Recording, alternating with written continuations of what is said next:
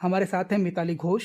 मिताली जी, आपका स्वागत। नमस्कार सर। मैं कहना चाहूंगी, आज तो सुरगा ने शर्मावे, जी पर देव रमन ने आवे, जीरो जस नर नारी गावे, धरती धोरारी। वाह, जी, क्या बात। मैं उसी धरती की बेटी मिताली घोष, आप सबको मेरा बहुत बहुत नमस्कार।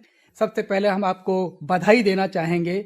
उड़ीसा सरकार द्वारा आपको सम्मानित किया गया है नृत्य गुरु के हिसाब से, और साथ ही उत्कल संगीत परिषद से आपको जो सम्मान मिला है उसके लिए, और आप कथक नृत्यांगना हैं, आपको बधाई। धन्यवाद सर। इसके पीछे कहूंगी मेरे गुरुजी का बहुत बड़ा हाथ है, जिनकी वजह से मैं आज यहाँ पहुंची हूँ। बात हम कथक की शुरू करते हैं, क्योंकि आप एक कथक नृत्यांगना हैं। तो कथक की यदि हम शुरुआत करते हैं, कथक के अलग अलग घराने हमारे सामने आते हैं। कभी बनारस घराना हम जानते हैं, लखनऊ घराना और जयपुर घराने, 3 घराने तो मूल रूप से जाने जा रहे हैं। आप कौन से घराने से संबद्ध हैं? मैं जयपुर घराने से संबंध रखती हूँ सर। तीनों घरानों के कहीं कुछ अंतर है शैली में? जी, थोड़ा बहुत अंतर है। जैसे हमारा जयपुर घराना जो है वो हमारे फुटवर्क के ऊपर पूरा काम करता है। आपका पद संचालन कैसे है उसके ऊपर काम करता है। हमारे चक्कर जो हैं वो बहुत तेजदार चक्कर होते हैं, बहुत फर्राटे से लिए जाते हैं। लखनऊ घराना में थोड़ा सा नजाकत है, उसके अंदर नजाकत के साथ सारा हाव भाव, नजाकत, लखनवी नफासत और नजाकत वहाँ देखने को मिलती का है। तो ये है, और इन दोनों का जो मिश्रण है वो हमें बनारस घराने में देखने को मिलता है।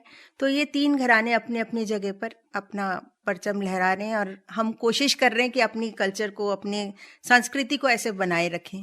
क्योंकि जो शास्त्रीय नृत्य विधाएं हैं उनमें कथक एक मूल स्वभाव का नृत्य माना जाता है। जब हम कथक की बात करते हैं तो हमारा जयपुर घराना, और कहीं याद आता है चूरू जिले का कथक गांव। कथक नृत्य में जो पद संचालन है वो, और साथ ही जो लोक नृत्य भवई है, कहीं कुछ अंतर संबंध आप देख पाते हैं? वैसे तो अगर आप देखें तो सारी नृत्य विधा एक दूसरे से जुड़ी हुई हैं, लेकिन कथक तो कथा कहे सो कथक कहलाए, ये कहा जाता है। भवाई नृत्य में थोड़ा सा मतलब इससे उठाते हुए अगर हम भवाई को देखते हैं, उसके अंदर पूरा आपके सर पे घड़े रख करके हमने तलवार, कील, परात, नोट, थाली, इसके ऊपर डांस करना, इसके ऊपर नृत्य कर रहे हैं हम लोग। लेकिन जब हम कथक में करते हैं तो हम पद संचालन वही चीज दिखा रहे हैं, लेकिन वो हम जमीन पर पैर मार करके दिखाते हैं, और उसी चीज को हम जब, ये पृथकता समानता दोनों ही है इसके। बिल्कुल बिल्कुल। लेकिन जब हम अलग अलग अंतर देखते हैं तो भवई में जहाँ शक्ति का प्रदर्शन है और आत्म संयम की बात है, खुद के ऊपर संयम, कितना दर्द को कितना सहन कर सकता है, कील हो, कांच हो या तलवार हो। वहीं कथक में पद संचालन प्रमुख है, और वहां पर बहुत नजाकत, नफासत भी है, तो वहीं तेजी और तेजी भी है। बिल्कुल, बिना तेजी तो आप पद संचालन जब कर रहे हैं, आपका बोल जो जमीन के साथ निकल करके जो चीज आ रही है, उसके अंदर आपकी खुद की शक्ति भी लगती है। आप लगा रहे हैं तभी वो बोल निकल रहा है, अगर वो बोल नहीं निकले तो पद संचालन का कोई महत्व ही नहीं रह जाता वहां पर। तो कथक के लिए एक और बात है कि कहीं ना कहीं ये मूल स्वभाव में कृष्ण भक्ति से जुड़ा हुआ है। जी, जयपुर घराना जो है हमारा, मेनली हमारी विशेषता यही है कि हमारा कृष्ण भक्ति से रिलेट करते हैं हम इस चीज को। भाव भंगिमाएं, हम जो भी चीजें इसमें दिखाते हैं वो सारा का सारा कृष्ण जी के ऊपर आधारित है। राधा कृष्ण की छेड़छाड़ हम दिखाते हैं, माखन चोरी हम दिखाते हैं, सब कथक के अंतर्गत आ रहा है। तो ये हमारी जयपुर घराने की विशेषता है। बाकी बनारस और लखनऊ घराने की विशेषताएं कुछ अलग इससे हैं। उनके लखनऊ में ठुमरी जो चैन होता है, उनका सारे फारसी उर्दू वर्ड्स उसके अंदर होंगे, और उनका सारा ठुमरी के ऊपर सारा चला जाता है। सुगम संगीत और भजन में है। हाँ जी, वहाँ ठुमरी को ज्यादा उपशास्त्रीय संगीत वहाँ पर चला ज्यादा होता है। और बनारस घराने के लिए क्या? बनारस में इन दोनों का मिक्सन देखने को मिलता है। जैसे बनारस में हाव भाव भी है, उसमें पद संचालन का भी वो लोग लेते हैं, तो उसके अंदर वो दोनों का मिक्स करके कर लेते हैं। उनके कई चीजें हैं जिसके अंदर वो पारसी शब्दों का यूज करते हैं, मतलब उनको काम में ले रहे हैं, और कई जगह है कि वो एकदम ही हमारे चीजों को लेकर के उसको कराते हैं। वो एक मिश्रण बनारस घराने का हो जाता है। ये है। उत्तर प्रदेश की जब बात करते हैं तो वहां पर हम बनारस घराने को विशेष रूप से देखें। भारतेंदु हरिश्चंद्र के जमाने में कजरी के दंगल होते थे, उनमें कहीं ना कहीं कथक का भी पुट आता था। कजरी तो कथक से ही उठा है। कजरी के अंदर जो आप अपना भाव दिखा रहे हो वो एक कथक का ही अंग हो गया आपका। और कजरी की जब बात करते हैं तो उस दौर में मर्दानी कजरी और जनानी कजरी, 2 तरह की कजरी होती थी और उसके दंगल होते थे। बिल्कुल। वहां की उस शैली में और हमारे जयपुर घराने की शैली में अंतर आप देखते हैं? हमारे यहाँ के उसमें और उसमें अंतर बस इतना सा है कि हमारे यहाँ पर जो कहते हैं कि एकदम अदब के साथ चीज को करना, झुक कर के करना, ये चीजें जो हैं ये हमारे घूमर में यहाँ के राजस्थान का प्रचलित है। तो इसके अंदर हम लोग बहुत अदब के साथ घूमर को करते हैं। कजरी को हम ऐसा नहीं कि हम एकदम ही झुक रहे हैं, या उसके अंदर पूरा हाव भाव, आपका एक्सप्रेशन पूरा फेस से दिख रहा है, पूरा फेस का भाव आएगा उसके अंदर। कथक पद संचालन का है, लेकिन इसमें आंखों और चेहरे के भाव दर्शाने होते हैं। जब आप कोई भाव दिखा रहे हैं, जैसे मैंने अभी आपको बताया माखन चोरी। अब माखन चोरी जब कृष्ण जी आए और कृष्ण जी कब गए, एक जना जब उस चीज को खुद ही दिखा रहा है तो उसको एक ही टाइम पर कृष्ण जी का भाव, आना जाना, माखन चोरी करना, इधर जाना उधर जाना, ये सारा एक ही भाव में दिखाना पड़ेगा। एक जना ही कर रहा है तो वो भाव तो बहुत जरूरी है। पद संचालन, जब आप कोई तोड़ा टुकड़ा कर रहे हो तो आपका पद संचालन आ रहा है, लेकिन जब आप किसी कथा को लेकर के कोई चीज बता रहे हो, भाव भाव से बता नहीं पा रहे हो, तो फिर वो कथक का कोई मायने नहीं रखता। अब जैसे एक छोटा सा मैं आपको बताती हूँ चीज आती है। काल में दधी बेचन गई, गिरिराज ने गैल गली, अटकी धधकी मटकी पटकी चटकी, चट चीर छुड़ाए कि मैं सटकी, ये कृष्णा वो कृष्णा, ये कृष्णा वो कृष्णा, ये कृष्णा वो कृष्णा। अब ये जो भाव है, अब जब तक इसको आप अपने अंदर से, अपनी आत्मा से नहीं निकाल पाएंगे, तब तक वो आपके चेहरे पर नहीं आएगा, और जब तक आपके आत्मा से निकल करके चेहरे पर नहीं आएगा, तब तक आप सामने वाले को नहीं दे सकते।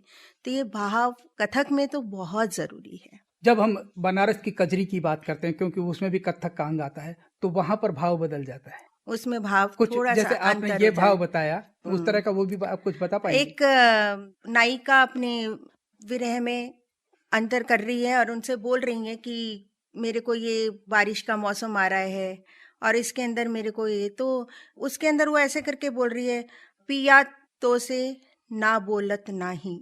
वर्ड तो उन्होंने ऐसे लिए, लेकिन उनके जो भाव, उनके जो चेहरे का भाव आएगा वो थोड़ा सा अलग हो जाता है। जैसे उनके आंखों के जो भाव भंगिमाएं हैं उसमें ही आपको चेंज नजर आ जाएगा। दोनों में, हम में और उनमें, दोनों में चेंज दिखेगा ये। लेकिन उसकी गायकी के साथ में भी अलग अंतर आता है, उसकी गायकी में थोड़ा सा अंतर हो जाता है, क्योंकि कजरी का जो भाव है वो वर्षाकालीन उसमें आएगा, बिल्कुल। तो वो एक अंतर आ जाता है, वो एक अंतर। और जब कथक की हमारे यहाँ बात होती है तो ये पूर्ण 12 मासी है, पूरा बिल्कुल पूर्णकालिक जिसको हम कहें। यस, तो वो एक मूल अंतर आ जाता है जयपुर घराने और बनारस घराने में। लखनऊ घराने के बारे में थोड़ी सी आप। बिरजू महाराज जी को मैं बहुत ज्यादा वो करती हूँ कि उनकी वजह से शायद हम लोग आज आगे तक बढ़ पा रहे हैं, और उनके उसमें जो चीजें हैं, जो नजाकत उनके अंदर है, उसमें कहीं हमारे उसमें वो चीजें नहीं है।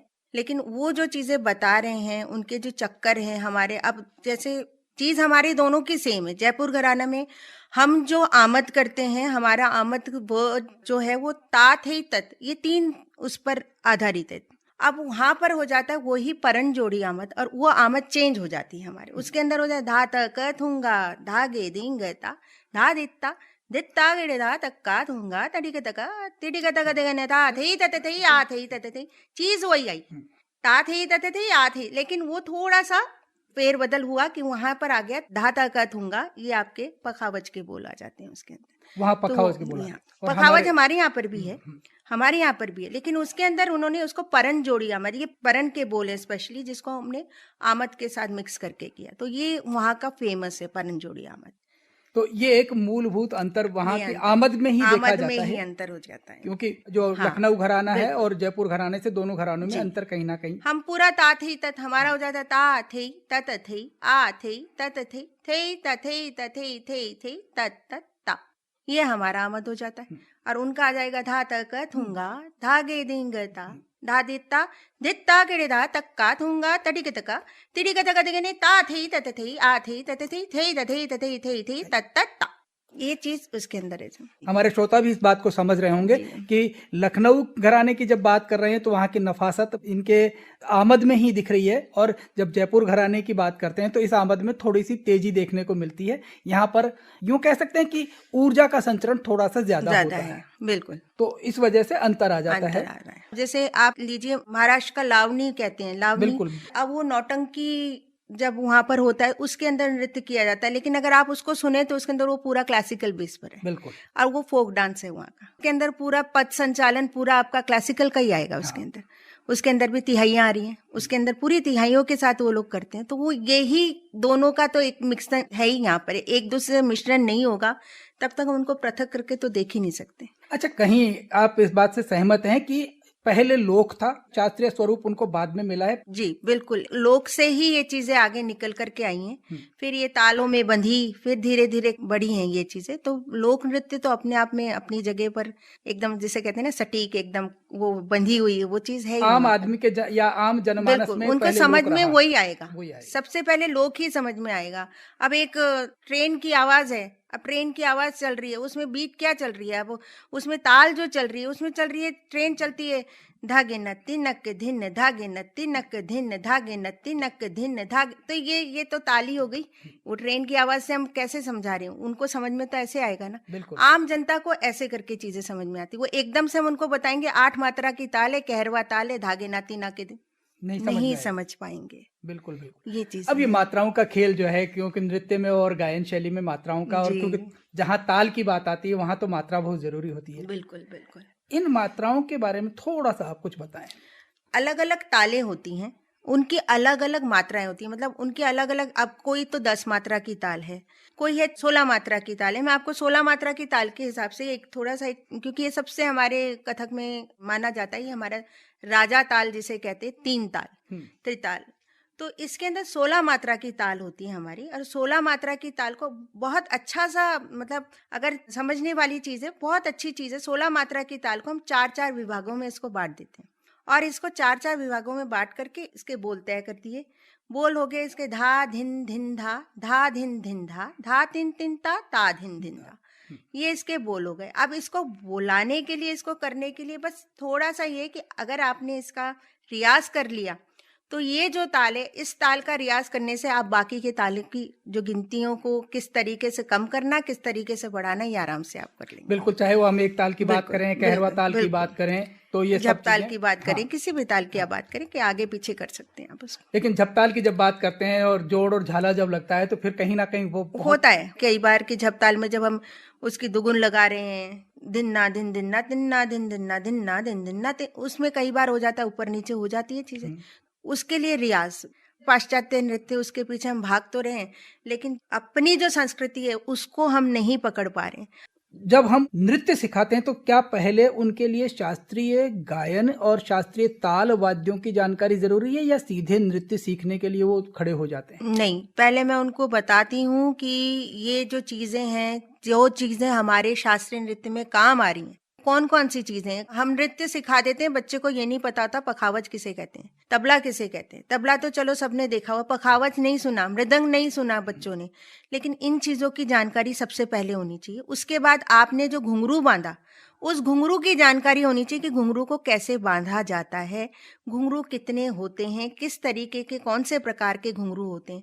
पहले इन चीजों की जानकारी के बाद नृत्य की शिक्षा दी जाती है। हमारे जो नृत्य में हम प्रस्तुत करते हैं जब, तो हमारे जो घुंघरू, उसमें 4 मुंह है हमारे घुंघरू वाले में। एक आता है एक मुंह का घुंघरू, जिसके अंदर सिर्फ एक ही होता है। जो 4 वाला होता है उसको हमारे इसमें अच्छा माना जाता है। जब एक चौड़ी पट्टी घुंघरुओं की बांधते हैं तो उसमें कितनी लड़ियां घुंघरू की होती हैं? वो क्लास के हिसाब से हम चेंज करते हैं। जैसे अब मेरे जो विशारद वाले स्टूडेंट हैं, वो अभी 200 के करीब घुंघरू बांध रहे हैं, और जो सबसे छोटे वाले मेरे बच्चे, वो 25-25 घुंघरू बांध रहे हैं।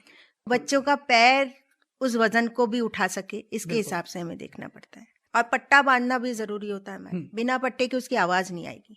ताली जो आप कह रहे हैं, ताल, हाँ, उसको ताली से आप सिखाए। ताली के जैसे अभी हम, जैसे मान लीजिए कि हमारे श्रोता भी और हम भी आपको देखना चाहें कि ताली से कैसे सिखाते हैं। अब ताली से देखिए, जैसे मैंने आपको अभी बोला कि 16 मात्रा, अब 16 मात्रा अगर मैं डायरेक्ट उनको बोल से बोलती हूँ, धा धिन धिन धा, उनको नहीं समझ में आएगा। पहले तो उनको बोलना ही नहीं आएगा कि धा धिन धिन धा। पहले उनको बताती हूँ कि ये काउंटिंग है, तो आपने काउंटिंग दी, धा धा, ये 1 पर हमने काउंटिंग लगाई, ये 1, और ये जो 1 हमने काउंटिंग लगाई, आपने जो भी चीज पहले शुरू करी उसको हम सम कहते हैं। तो ये आपका सम हो गया। पहला स्टार्ट कर दिया हमने 1, फिर हमने काउंट किया। जब हम ताली लगा रहे हैं तो जो 3 उंगलियां आपकी हैं वो आप अपने हाथ पर ही काउंट करोगे, और जब हम खाली दिखा रहे हैं, खाली मतलब कुछ नहीं है उस जगह पर, खाली दिखाने पर उंगली आप वहीं काउंट करोगे। तो मैंने उनको बताया 1 2 3 4 हो गया। अब 5वीं मात्रा पर वापस ताली आ रही, क्योंकि 3 ताल में 1 5 और 13वीं मात्रा पर ताली आती, बिल्कुल, और 9वीं मात्रा पर खाली हो जाती। चौथे हम 4 हाँ, टुकड़े कर चुके हैं, 4 को कर बिल्कुल। चुके। अब हो गया 5 6 7 8 हो गए 4 वापस। अभी आ गया 9 10 11 12 वापस 4, और ये 13 14 15 16। तो जब हम और वापस स्टार्ट कर रहे हैं हम, तो ये सम वापस आया। तो जब हम ये चीजें बताते हैं, पहले हम उनको ऐसे करके कराते हैं, फिर हम बोल पर आते हैं। डायरेक्ट बोल देने से नहीं समझ में आता है कहीं। बिल्कुल, क्योंकि बोल देने से बच्चे को भी नहीं समझ में आएगा क्या बोल रहे हैं, लेकिन हाँ, ये जो ताल देने चीज से है 1 2 3 4 से वो समझ जाते हैं इस बिल्कुल। चीज को। एक अच्छे नृत्य गुरु की पहचान भी होती है कि बच्चे की काबिलियत समझ के उसको उसके हिसाब से, या जो भी शिष्य है उसकी काबिलियत समझ के उसके हिसाब से उसको समझाए। गुरु शिष्य परंपरा की बात करते हैं, क्योंकि नृत्य और संगीत दोनों में ही गुरु शिष्य परंपरा बहुत महत्वपूर्ण है। जब कोई शिष्य सीखने की ललक लिए आता है, आप क्या देखते हैं उसके अंदर? अब मैं जब अपने बच्चों को कराती हूँ, वो 1 बार 2 बार मैं उनको बताती हूँ, फिर उसके बाद जब वो नहीं उस चीज को लेते हैं, तो मैं उनको ये कहती हूँ कि आप वापस से सोचिए कि आपको करना है नहीं करना है। उड़ीसा सरकार से आप सम्मानित हुए हैं, वहाँ क्या है, क्यों आपको सम्मानित किया गया? वहां पर मेरे बच्चों का प्रेजेंटेशन था, विनर ऑफ द ईयर वो मेरे बच्चे लेकर के आए हैं वहां पर, और उसकी वजह से उन लोगों ने, जब मेरा वहां पर नृत्य का वो हुआ, तो उसमें उन्होंने मेरे को सारा देख करके फिर मेरे को उन्होंने उड़ीसा महोत्सव, उड़ीसा महोत्सव, फिर उन्होंने मेरे को उसमें सम्मानित किया कि मतलब बच्चों का इतना अच्छा टीचर ने उनको कराया। तो वो मैं मानती हूँ कि मेरे बच्चों के अंदर था, तो उन्होंने किया, उनसे मेरा भी हुआ। भविष्य की क्या योजना है चलते चलते, क्योंकि कार्यक्रम का एक सीमा होती है समय की? मेरी योजना यही है कि मैं एक अच्छे से नृत्य का जिस तरीके से मैं संचालन कर रही हूँ, ऐसे ही कराती चली जाऊं, और आप सबके आशीर्वाद से अपनी संस्कृति को बनाए रखने का प्रयास कर रही हूँ, और मैं करती रहूं, और राजस्थान का नाम इसी तरीके से करती जाऊं। यही मेरी आशा। मिताली घोष, आपको हम हार्दिक शुभकामनाएं देना चाहेंगे आपके उज्जवल भविष्य और आगे की योजनाओं के लिए, और एक बार फिर से आपको बधाई देंगे कि आप जिस तरह से बच्चों को सिखा रही हैं, वो वाकई एक बहुत कर्तव्यनिष्ठ गुरु के तरह आप सिखा रही हैं। धन्यवाद सर, बहुत मैं आपका बहुत बहुत धन्यवाद। आपने मेरे को यहाँ आमंत्रित किया, मेरे लिए ये बहुत बड़ी और बहुत अच्छी बात है कि आज आपने मेरे को ये मौका दिया कि मैं आपसे रूबरू हो सकूं।